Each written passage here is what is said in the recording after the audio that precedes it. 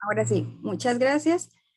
Entonces, chicos, bienvenidos a todos, bienvenidos a los señores docentes que nos acompañan, a todos los alumnos del curso de conservación, alumnos de otros cursos y sobre todo a nuestro querido expositor, Denis Cristal, a quien tengo el gusto de presentarles. Vamos a iniciar el día de hoy con nuestra conferencia que es Restauración de Bienes Muebles.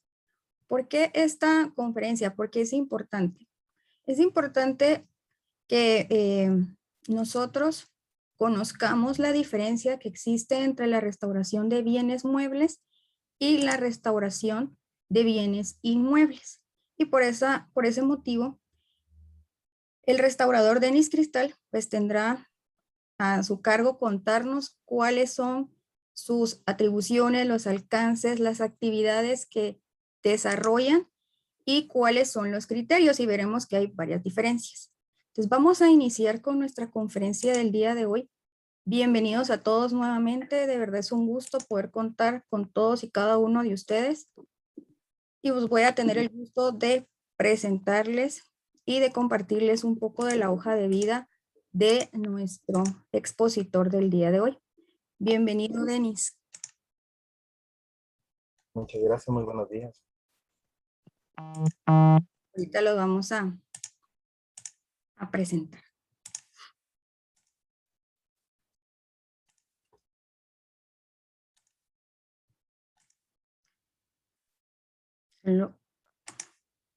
Denis Cristal es restaurador de bienes culturales muebles y pues él trabaja en el IDAE. Pero les voy a compartir la otra que está más legible. Ahí estamos. Su experiencia laboral. Desde el 2017 a la fecha es restaurador de bienes culturales muebles del Departamento de Conservación y Restauración de Bienes Culturales Muebles de Cerebián del Viceministerio del Patrimonio Cultural y Natural. Sus estudios: es técnico en restauración de bienes muebles por la Universidad de San Carlos de Guatemala y pues ha tenido varias capacitaciones técnicas respecto a la restauración de bienes muebles. Entonces es un gusto para mí dejarlos en la palabra con Denis Cristal, nuestro invitado del día de hoy. Bienvenido, Denis, gracias por su apoyo. Buenos días a todos. Pues, de verdad les agradezco mucho la oportunidad para poder expresar un poco y dar a entender también algo que es tan importante, ¿verdad?, sobre la conservación del patrimonio de bienes culturales muebles. Entonces me permitiré en estos momentos compartirles pantalla para la exposición.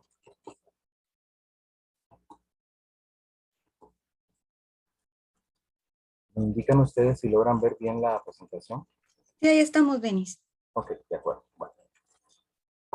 Como bien lo decía la arquitecta Regina, hay una diferencia de alguna forma que siempre se marca entre los bienes muebles y los bienes inmuebles. Entonces, aquí les trataré de hablar un poco, de discernir un poco sobre las diferencias y también las similitudes que conllevan y que tienen los dos, tanto bienes muebles como inmuebles. Bueno, entonces podemos ver nosotros.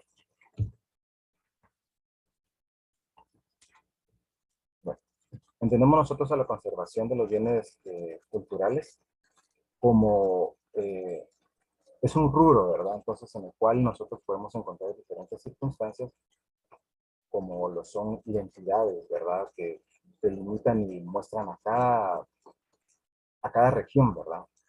Entonces, podemos entender nosotros aquí que hay una serie de elementos que los caracterizan, que los definen, y tanto puede ser a nivel individual como a nivel grupal, ¿verdad? Entonces ya podemos obtenerlo a una comunidad, a una región, a un país.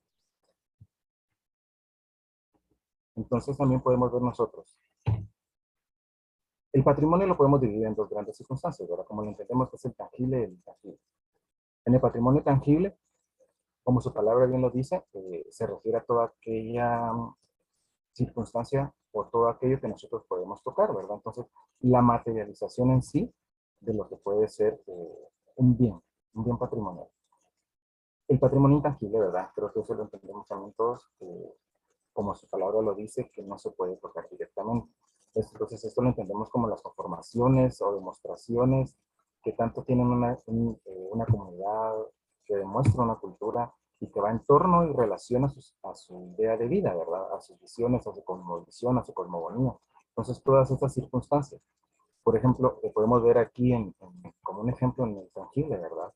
Se encuentra que es una vasija.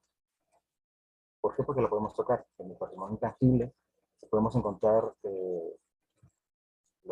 podemos encontrar esta fotografía en donde se aprecia, podemos ver nosotros, por ejemplo, gente, podemos ver una actividad. Pero ¿qué es lo que encierra en esa actividad? La mística o la circunstancia propia que lleva a realizar esa actividad es lo que se convierte en un patrimonio intangible, ¿verdad? Entonces, en este caso nosotros a lo que nos atañe ahorita en este momento hacer un poco más el énfasis es sobre el patrimonio tangible. Ese patrimonio tangible nosotros lo podemos dividir en dos circunstancias, que es el patrimonio de bienes inmuebles y el patrimonio de bienes muebles. El patrimonio de bienes inmuebles creo que ustedes lo tienen muchísimo más adecuado, ¿verdad? Que son todos aquellos sitios arqueológicos, edificios, templos, edificaciones, de los cuales cuentan con una característica para ser catalogados y para necesitar su resguardo. Entonces, de esa manera es donde tienen de alguna forma similitud con los bienes muebles.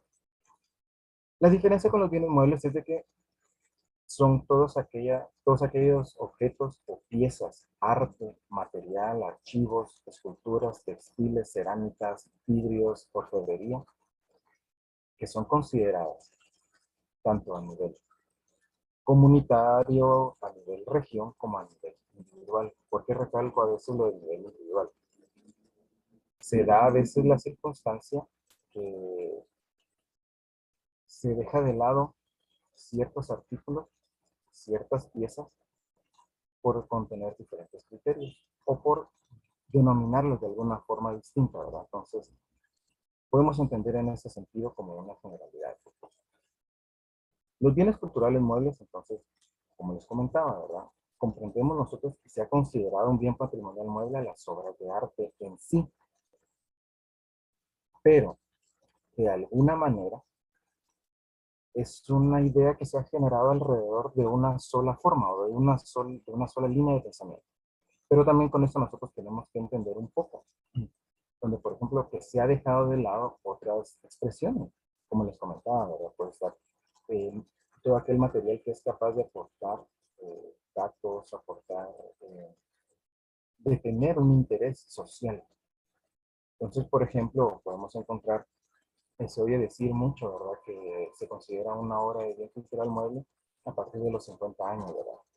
Pero, por ejemplo, si viene alguno de ustedes o adquiere algún objeto, alguna pieza durante un corto tiempo, para ustedes ya es un bien patrimonial. Para ustedes forma parte ya de una entidad, de una identidad, y ustedes mismos quieren perpetuarla para más adelante, ¿verdad? Ya sea como una herencia, ya sea como un medio de expresar algo. Entonces, desde ahí ya está considerándose un bien patrimonial individual. La diferencia que a veces se encuentra y que hemos encontrado en algunos lugares y que por lo regular se escucha decir como un parámetro dentro de las circunstancias aquí en el país, en Guatemala específicamente, que en el reglamento se considera que a partir de los 50 años se considera la pieza ya un bien patrimonial a nivel, si no de Estado, pero ya considerado por ley. Entonces, eh, a veces ahí se tiende a dar un pequeño problema y a veces se tiende a malentender esas circunstancias dentro de la misma formalidad de la ley y pues se empieza a tratar de como de mermar esa situación, ¿verdad? Entonces, entendiendo ya que un bien patrimonial, un bien cultural mueble, no solo se refiere a lo que es una obra de arte, podemos decir entonces, la conservación y la restauración es una circunstancia que se aplica sobre los bienes. Entonces, podemos entender nosotros, ¿verdad?, que la conservación la vivimos en conservación preventiva. Y eso que nos entiende a nosotros, desde el momento que se llega y se encuentra o se da alguna pieza para, para algún trámite o para ver algún proceso, tenemos que tener en cuenta que la conservación va primero que la restauración. Entonces, tenemos que entender que todo bien cultural mueble es un paciente al cual debemos de tratar de buscar el mejor medio que le funcione. Entonces, una de las principales cosas, el primer paso que podemos tener nosotros es la conservación preventiva. ¿Y qué es esto? A eso nos referimos con todas las circunstancias eh, que comprende todas las acciones que se puedan llevar a cabo para detener los efectos y deterioros que ejerce el medio ambiente sobre la misma pieza, ¿verdad? Entonces, desde ahí nos podemos encontrar con, por ejemplo, mediciones de luz, mediciones de humedad, el resguardo en plintos. Hay acciones refiriéndonos al entorno que pueden rodear la pieza, el bien cultural. Seguido de eso, nosotros podemos tener y entender lo que viene la conservación como tal. En la conservación, a diferencia de la conservación preventiva, es que nosotros ya vamos a poder intervenir sobre el bien mueble, sea cerámica, sea textil, sea escultura, sea papel, sea ferrería. Sobre el bien mueble, nosotros ya vamos a poder ejercer una acción. Entonces, pero la vamos a delimitar únicamente a lo que son, por ejemplo, bloqueos de grietas o fisuras, la consolidación del soporte, la estabilización de los estratos en algunos momentos, ¿verdad? Porque comprendemos que las piezas tienen diferentes estratos, diferentes capas, digamos, ¿verdad? Como están hechas. Y en otros casos, la desinfección de las piezas. Entonces, la conservación ya implica poder manipular el objeto. Ya es una acción que va sobre la pieza, a diferencia de la conservación preventiva, en la cual nosotros no ejercemos ninguna acción directa sobre el objeto. Después llegamos a lo que es ya la restauración. La restauración es considerada ahora, se toma muy a la ligera la palabra restauración y se entiende mucho como cualquier mecanismo, cualquier circunstancia que se pueda realizar sobre la pieza. Pero la restauración es considerada y se lleva a cabo como el último paso sobre el bien cultural. ¿Y por qué el último paso? La restauración en sí conlleva ya la parte de que estamos interviniendo directamente sobre el objeto, sobre la pieza, ya implica, por ejemplo, la restitución de valores, incluso la restitución de valores históricos, porque muchas veces eh, esto permite que la pieza vuelva a cobrar su puesta en valor porque había sido dejada en el olvido de alguna forma. Lastimosamente pasa demasiado en nuestro país, ¿verdad? Entonces la restauración ya interviene sobre todo eso, ¿verdad? Las circunstancias estéticas, implementa análisis de investigación, ya implementa las limpiezas, pasos y procesos directos que van a estar sobre la constitución propia de la pieza. Entonces, ya es un proceso que va más allá y que va a ser, de hecho, todos se tratan que sean lo más duraderos posible, pero este en particular, que siendo el último, ya queda directamente sobre la pieza y va a marcar de alguna forma y regresar la identidad de la misma, desde las reintegraciones volumétricas que podemos ver o las capas pictóricas, si así lo necesita la pieza. ¿Por qué? Porque no todas las piezas siempre necesitan el mismo tratamiento, que se los explicaré un poco más adelante. A eso nos lleva a lo que comentábamos al principio sobre los criterios, ¿verdad? Creo que una de las bases y las circunstancias más importantes que tenemos es poder analizar y poder entender qué es lo que va a necesitar cada pieza. Entonces, entre los criterios encontramos la reversibilidad, estabilidad, la legitimidad y la mínima intervención. La reversibilidad, creo que la palabra lo dice de por sí.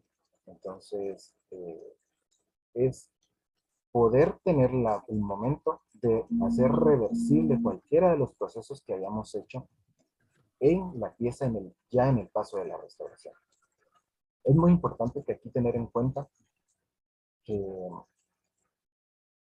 todo material que nosotros vayamos a usar en un proceso ya de restauración tiene que contar con poder removerse en algún momento si así sea necesario o así sea considerado para volver a tener la pieza estable mucho más tiempo. ¿Por qué se comenta esto? Se da, por ejemplo, en algunos casos que se pueden encontrar piezas que, por ejemplo, una escultura.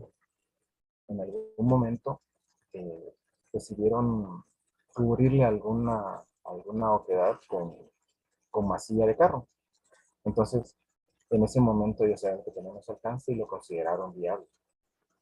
Y al momento de hacernos una intervención, nosotros tenemos que retirar eso y adecuarlo con el material propio de la pieza para estabilidad, para darle estabilidad, pero al mismo tiempo que en algún momento y en algún futuro hay algún otro mecanismo que se pueda retirar para siempre para el bien de la pieza, ¿verdad? La estabilidad. La estabilidad la podemos entender que obedece a la utilización de los materiales que ofrezcan una buena resistencia al paso del tiempo, al envejecimiento, y que no afecten de manera directa los materiales constitutivos de la obra, siempre manteniendo la estabilidad de la misma. ¿Qué podemos entender nosotros como legitimidad? Pues la legitimidad quiere decir algo mucho más sencillo, ¿verdad? Es intervenir la obra sin alterar el original. La mínima intervención. Este último de los criterios tiene como separaciones, digamos, ¿verdad? Entendemos que la mínima intervención entendemos como todo el proceso que sea menos invasivo dentro de cualquiera de las constituciones de la pieza. Mantenerla, como decía en la legitimidad, la obra en su estado más original. Pero en ese exactamente punto hay una circunstancia curiosa que se da aquí en Guatemala de alguna forma, ¿verdad? Que está el apartado dentro de estas intervenciones, el apartado para lo que tiene que ver con la devoción popular. Es inherente para nosotros y para el país que Guatemala está cargada de arte religioso. Entonces, siendo esa la mayor cantidad y el mayor rubro que hay de arte patrimonial mueble, son esculturas religiosas. Entonces ahí se tiene que aplicar de alguna forma un criterio un poco distinto. Se ha llegado a entender de algún modo también que Guatemala presenta un proceso híbrido, digamos. Y hago aquí mención del licenciado Luis Manuel Muñoz, que él comentaba que Guatemala tiene esta circunstancia de unir estas dos mezclas de la restauración. Si lo vemos, las restauraciones en Europa son demasiado, en su momento, dedicadas a museo. Aquí, bueno, y en Europa también está la parte de la imaginería. Entonces, la imaginería como tal tiene su propia cabida y su manera de entenderse. Pero aquí en Guatemala, la restauración para una obra escultórica de devoción popular une la parte de museo y la parte imaginera. ¿Por qué? Creo que sería un poco extraño si nosotros vemos en alguna procesión, digamos, o ponerlo en alguna actividad de una iglesia, una imagen que va a salir, que va a tener su culto y que le falte una mano, le falte un brazo. Entonces es ahí donde el criterio mínimo de intervención nos llevaría a nosotros a pensar que no debe de ponerse, no debe de agregársele. ¿Por qué? Porque no lo tenemos, no lo tiene y debemos de respetar la legitimidad y no alterar la obra como nosotros ya la conocemos.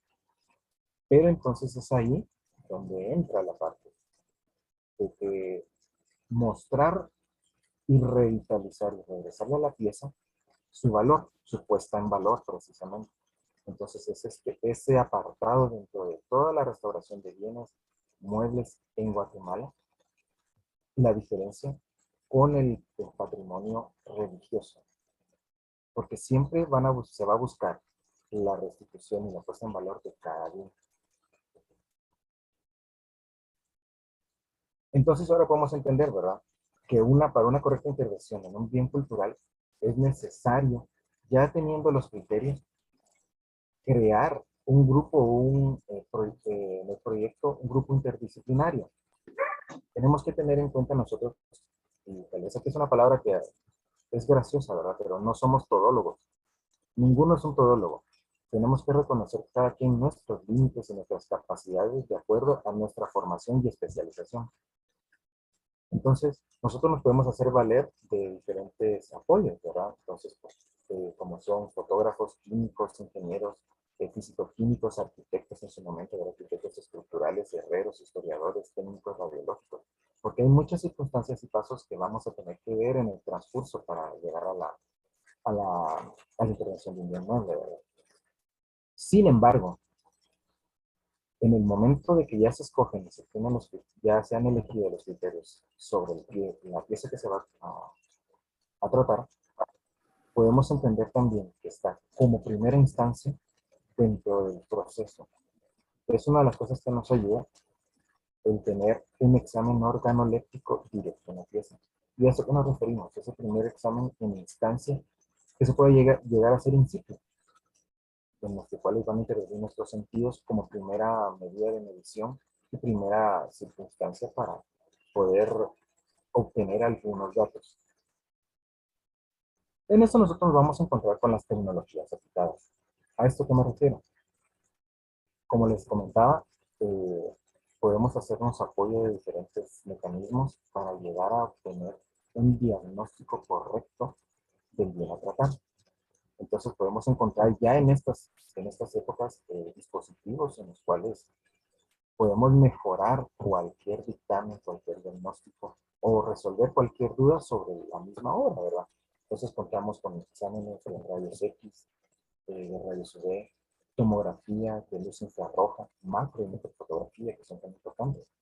Entonces podemos ver nosotros aquí que tenemos dos imágenes. Una es una fotografía de un centro radiológico, en donde se lleva la pieza para hacerle todos esos exámenes en los cuales podemos ver la constitución interna de las piezas que no necesiten. Porque no todas las piezas necesariamente pueden pasar por ese proceso, al poderlas tener y poder observar de primera mano y a través del diagnóstico primario y los criterios si van a necesitarlo. Entonces, puede que sí, puede que no. Tenemos también los rayos UV.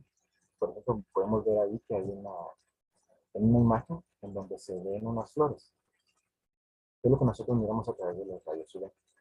Los rayos UV a nosotros nos sirven para detectar intervenciones previas, intervenciones recientes.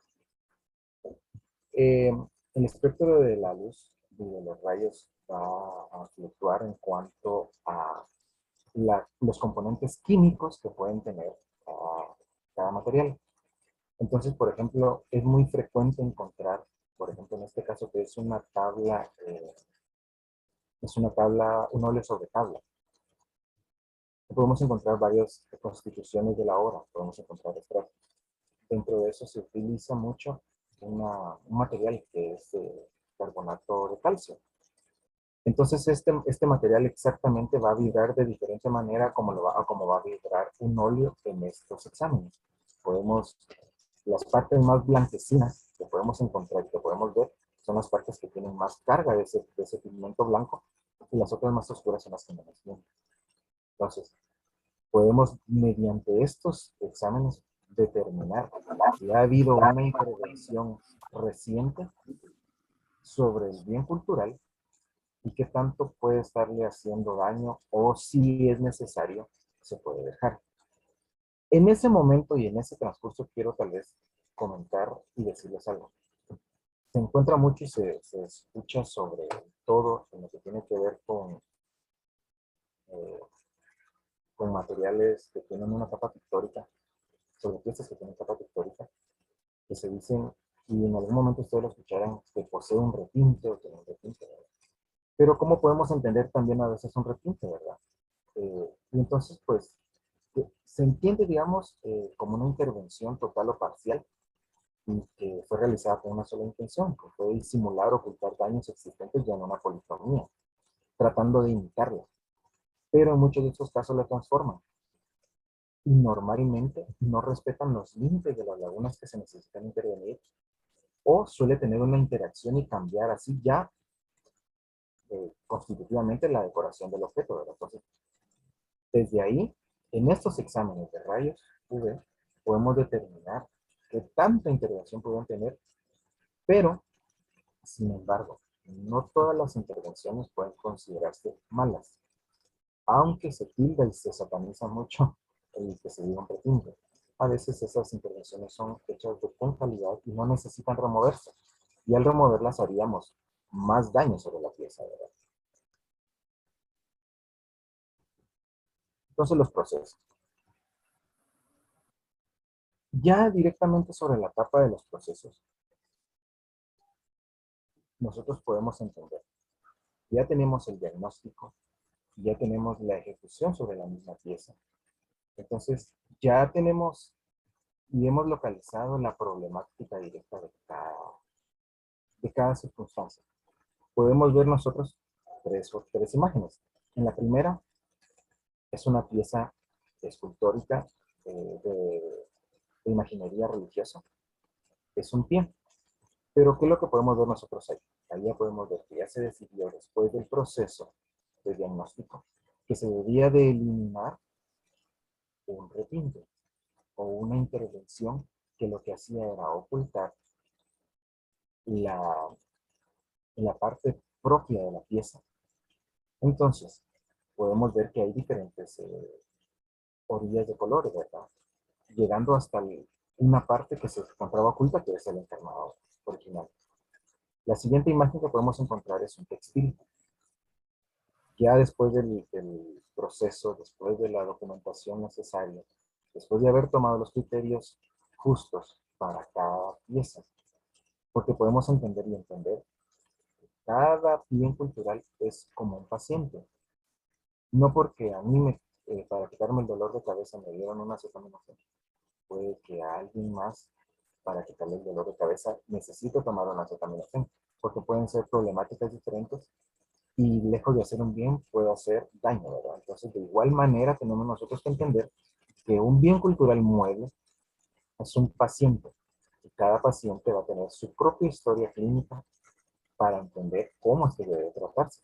Entonces, en el textil tiene sus complicaciones, tiene sus diferencias, ¿verdad? Ya tomado el criterio, y ahí en la imagen podemos observar el momento en que ya se va a proceder a lavarla.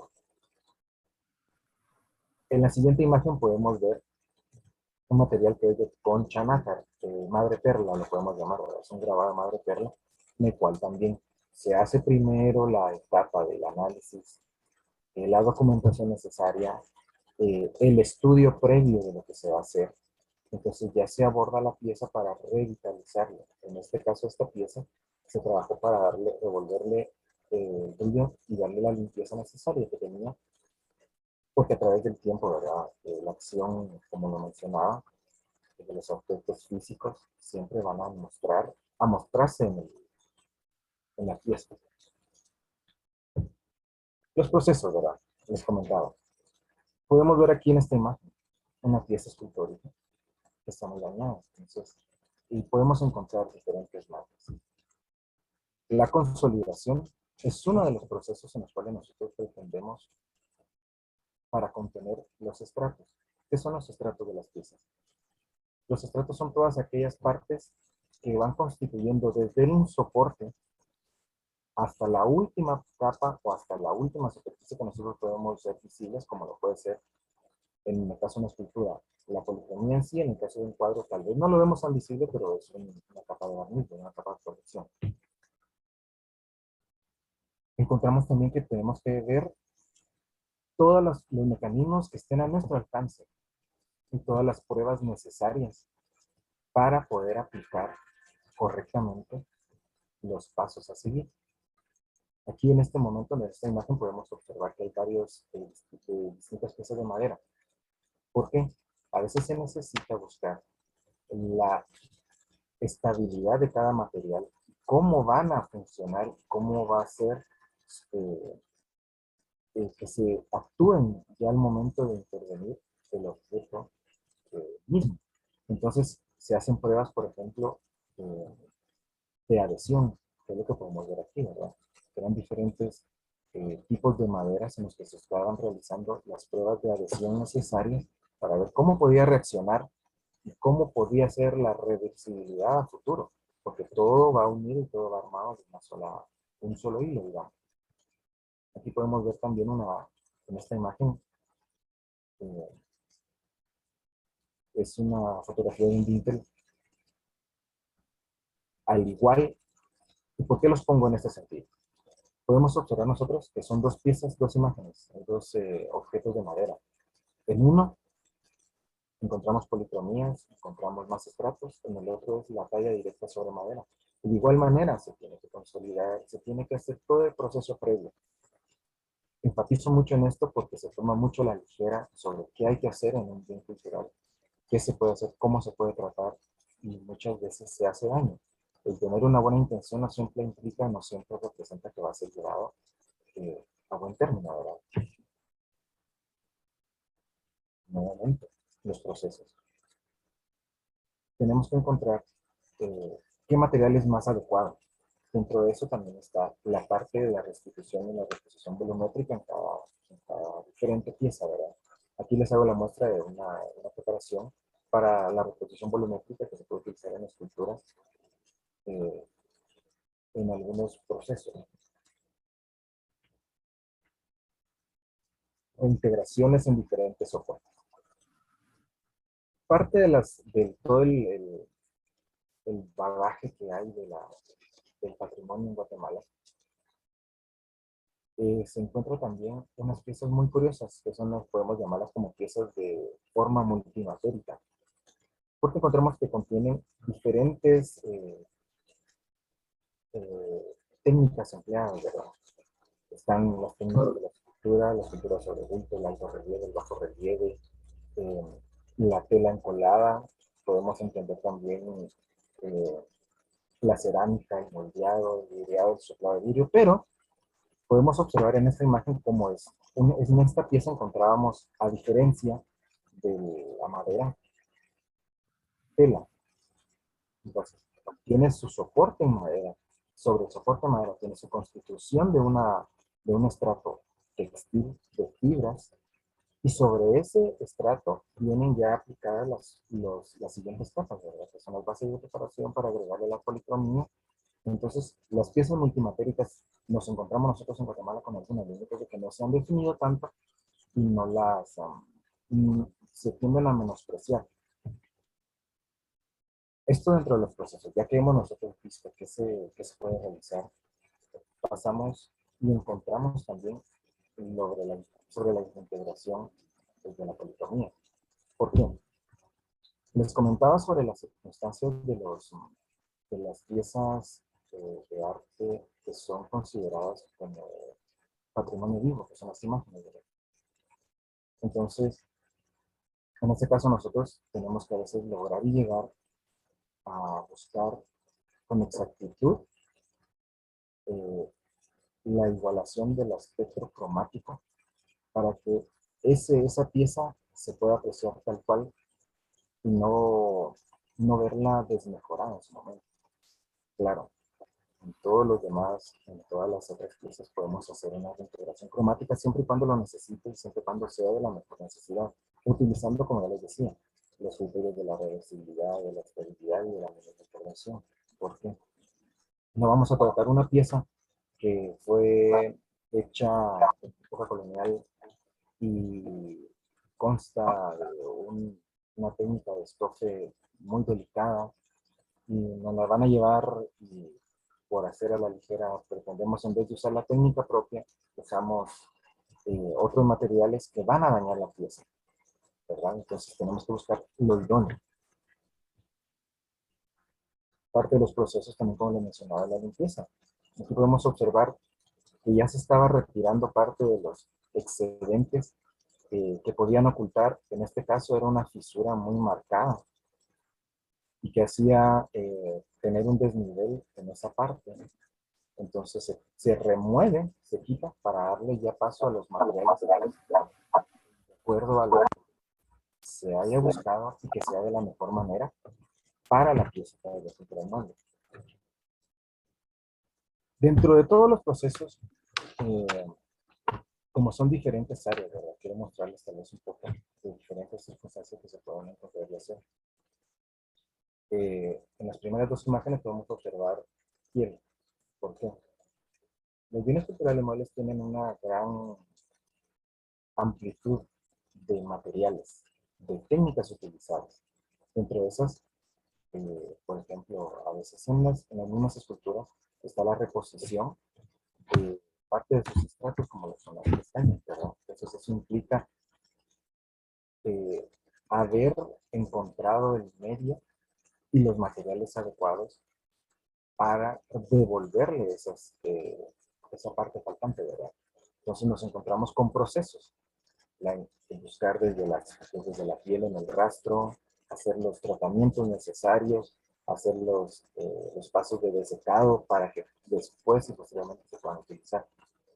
Otro de los procesos que les podría comentar, por ejemplo, ¿verdad? Les hacía mención hace un rato de una imagen, por ejemplo, colonial o que tenga estoque.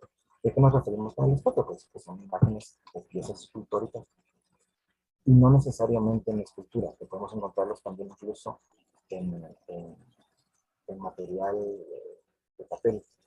Cuando son en libros minados, los encontramos también que son aplicados de una manera magistral. Entonces, dentro de los procesos también está la aplicación de oro mediante la técnica adecuada. Eso es a lo que hago mucho énfasis si quiero hacerles el recalcar en esto. Todas las técnicas y todos los procesos deben de ser aplicados adecuadamente, siempre siguiendo el criterio de la reversibilidad y la compatibilidad de materiales. Aquí podemos ver que en unas imágenes donde se encuentra ese como polvillo rojo que ustedes ven, que es un bol de armenio, que es una tierra de cierta carga mineral en la cual se utiliza para que sirve para la adhesión de la laminilla de oro original, ¿verdad? Entonces vemos cómo a la par de eso encontramos ya una pieza tratada donde se va a aplicar y el oro, ¿verdad? Que es otra parte de los procesos. La reintegración cromática. Es uno de los procesos que están ya últimos en los pasos del último paso de la restauración. Esto implica tener mucho cuidado porque se puede a veces trastocar el fondo de una pieza. En una pintura, si llegamos nosotros a hacer una sobreintervención, al momento de lo que nosotros podríamos entender como la serie de su reintegración cromática en los faltantes que tiene, podemos cubrir el original, entonces daríamos una lectura falsa y estaríamos dejando ya para la posteridad una manera diferente de cómo se puede entender o percibir el bien cultural, y ese no es el fin, ¿verdad? Tenemos que tratar y de mantenernos sobre el bien se va a hacer mientras menos hagamos. La mínima intervención dicta mucho sobre cualquier bien cultural, sea mueble o sea inmueble, pero en este caso me enfoco sobre el bien cultural mueble, ¿verdad? Esos son otra parte de los procesos, ¿verdad? Que encontramos diferentes materiales, como estas son piedras de ágata, que se necesitan para reunir, en este caso la laminilla de oro que se aplica en las otras, en los procesos que tienen estoque, ¿verdad? Y en ese mismo caso también encontramos los procesos que tienen estoque, cuentan muchas veces con una policromía. En este caso me permití ponerles esta imagen porque es una técnica que se ha llevado y se ha ido perdiendo un poco, ¿verdad? Que era la utilización de los pigmentos en polvo con la yema de huevo en este caso, que era con lo que se encargaba para cubrir y hacer la parte pictórica sobre un bien cultural, ¿verdad? Entonces, con esto podemos llegar nosotros a las conclusiones, ¿verdad? ¿En qué podemos atar todo?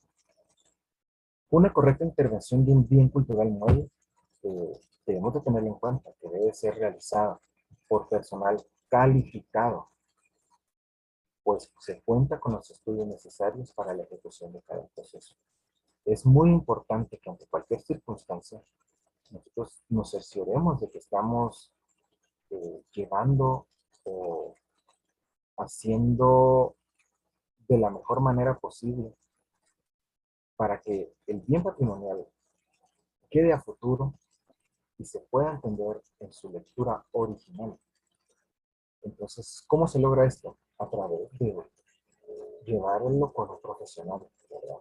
No porque a mí me duela una pierna voy a ir con el señor de la tienda y decirle que me duele la pierna y que te puedo tomar, ¿verdad? Sí, tenemos conciencia de que hay personas especializadas para cada cosa y pues de esa manera nosotros debemos de reconocer que tenemos que llevar con personal calificado el bien patrimonial. Y a eso también, de reconocer las áreas específicas para evitar y realizar procesos sin la capacidad que tenga cada quien. En esto, tal vez quisiera hacer un poco de tomar un paréntesis y comentar algunas situaciones. Se da mucho el caso de que personas que, por ejemplo, les puedo comentar, hay una persona que se dedica y que tiene una trayectoria artística enorme como pintor, pero eso no necesariamente quiere decir que va a tener los conocimientos necesarios para realizar una intervención sobre un cuadro, sobre una pintura. Entonces, reconocer las áreas específicas y las limitaciones de cada quien es necesario y es vital para llegar a que el bien cultural se mantenga. No porque alguien sea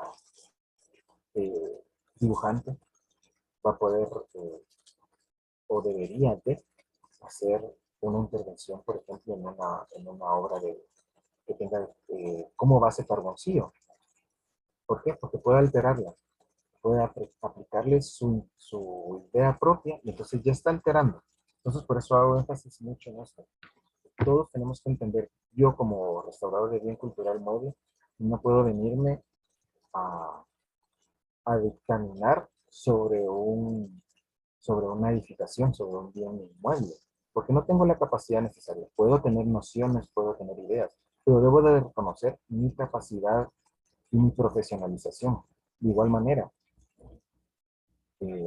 digamos, un arquitecto, digamos, ¿verdad? Puede tener la idea, la noción, y ven ustedes que hay criterios que se comparten dentro de las dos ramas, ¿verdad? Pero cada uno en su área, desde su área, de su especialización, sin llegar a cometer un error que podría comprometer para muchísimo más adelante el bien, el bien que tratamos de cuidar, ¿verdad?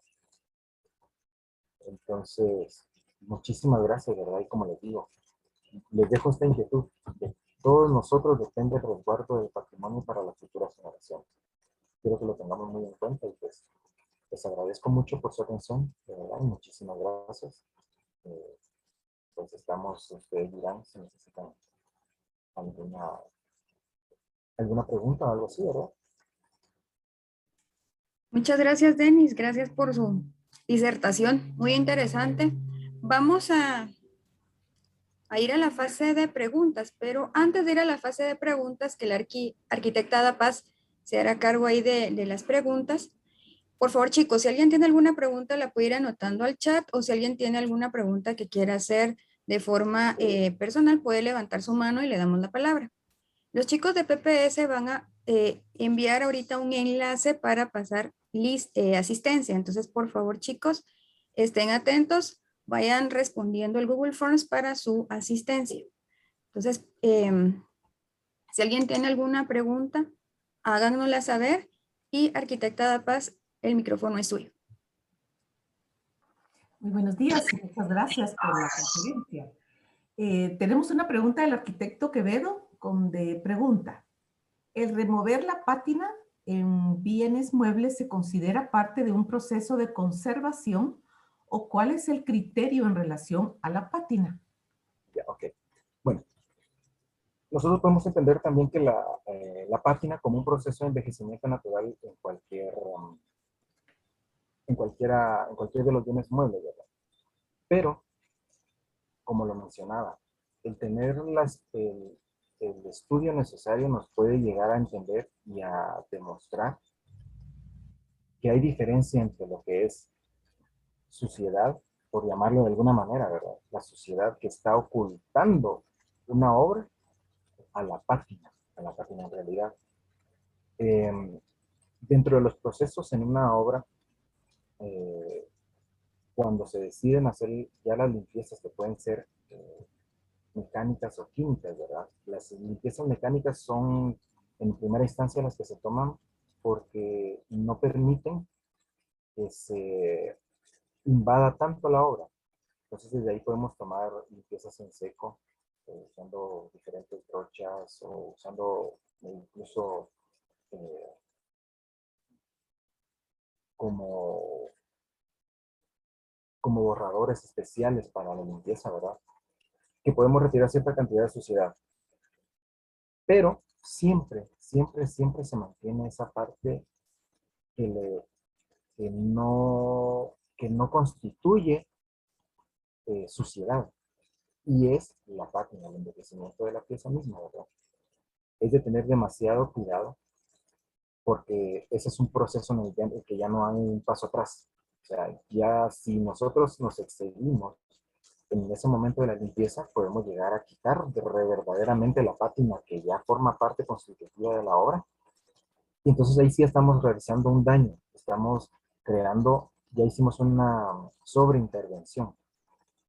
Por eso les comentaba e insisto tanto, es necesario que se lleve con profesionales en el campo y en el área para poder entender y que no pasen circunstancias lamentables, ¿verdad? Como podemos ver el caso tan famoso del Leche Homo, ¿verdad? O el San Jorge que se llevó a restaurar, ¿verdad? Y pues quedó de otra manera, ¿verdad? Entonces, sí, la pátina es uno de los estratos que conforman, una de las que conforman las piezas, pero también es diferente a lo que podemos entender como sociedad, ¿verdad? Entonces, siempre dependiendo del criterio necesario es cómo se retira la sociedad para dejar la pátina, que es el envejecimiento del tiempo natural, ¿verdad? Sobre la pieza que conforma parte de ese estrato. No sé si le habré respondido en algo a la pregunta.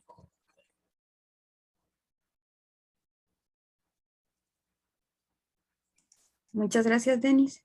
Creo que si no... Sí, solamente esa pregunta hay, licenciado. Muchas gracias. Gracias, Ada. Jóvenes, ¿alguien tiene alguna duda que quiera plantear?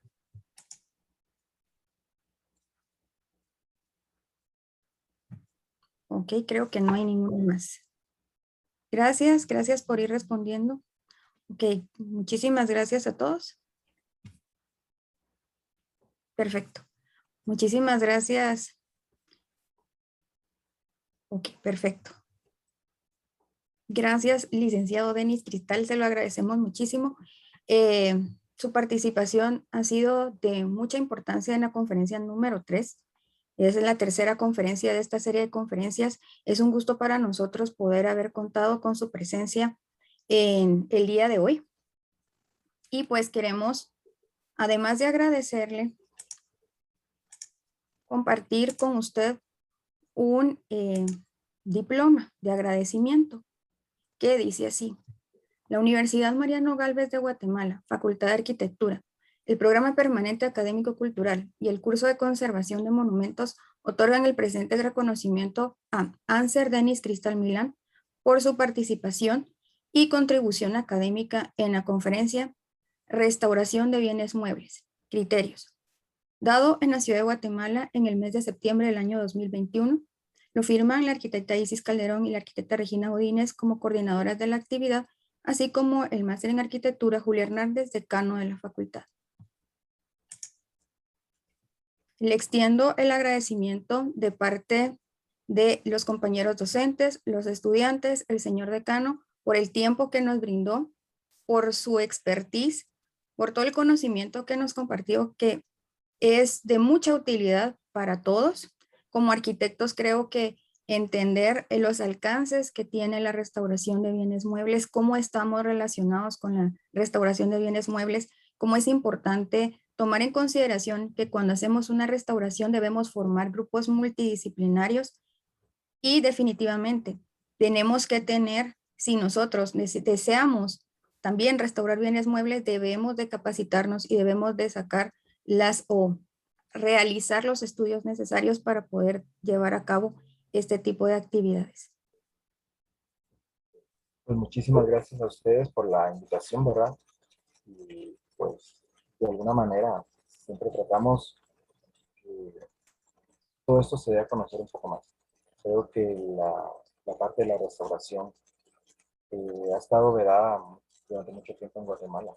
Y pues es bueno que se entienda y que podamos comprender que cada uno desde nuestros campos podemos aportar para la salvaguarda de nuestro patrimonio, ¿verdad? Que es algo que nos crea una identidad y pues a futuro tendrá su repercusión. Muchísimas gracias. Gracias por todo. Les agradezco también a los docentes, alumnos que nos acompañaron en la conferencia del día de hoy. Damos por concluida la conferencia y nos vemos por la noche para la conferencia número 4, que será a las 7:45 de la noche. Están todos cordialmente invitados. Esperamos poder ver a la mayoría de ustedes acompañándonos por ahí. Que tengan un excelente día y nos vemos en una siguiente conferencia. Muy buen día para todos. Gracias, buen día.